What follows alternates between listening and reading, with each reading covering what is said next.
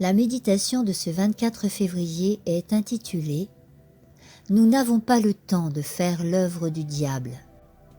Puis donc que toutes ces choses doivent se dissoudre, quelles ne devez-vous pas être par la sainteté de la conduite et par la piété, attendant l'avènement du jour de Dieu.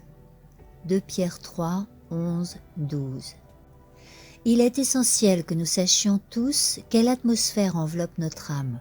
Si nous sommes en compagnie de l'ennemi de la justice et si nous faisons inconsciemment son œuvre, ou si nous sommes unis sous le joug avec Christ pour accomplir son œuvre. Satan se plaît à disposer de chacun et de tous pour en faire ses alliés dans la tâche d'affaiblir la confiance mutuelle des frères et semer la discorde parmi ceux qui professent croire en la vérité. Satan atteint ses objectifs avec beaucoup de facilité par le biais des soi-disant amis du Christ, qui n'avancent pas ni ne travaillent en accord avec les règles du Seigneur. C'est maintenant le jour de la préparation du Seigneur. Nous n'avons pas le temps de parler d'une manière incrédule ou de faire l'œuvre du diable. Nous devons tous veiller à ne pas affaiblir la foi des autres en semant les graines de l'envie, de la jalousie et de la discorde.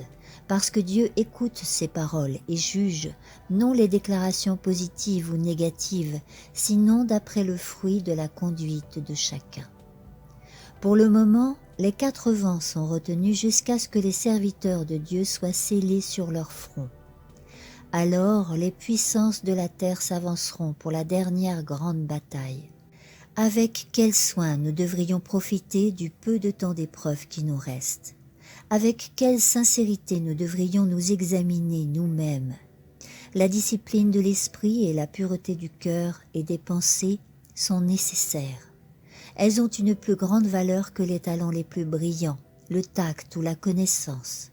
Un esprit commun éduqué pour obéir à un ainsi parle l'Éternel est mieux qualifié pour accomplir l'œuvre de Dieu que celui de ceux qui possèdent l'aptitude qui ne l'emploient pas correctement.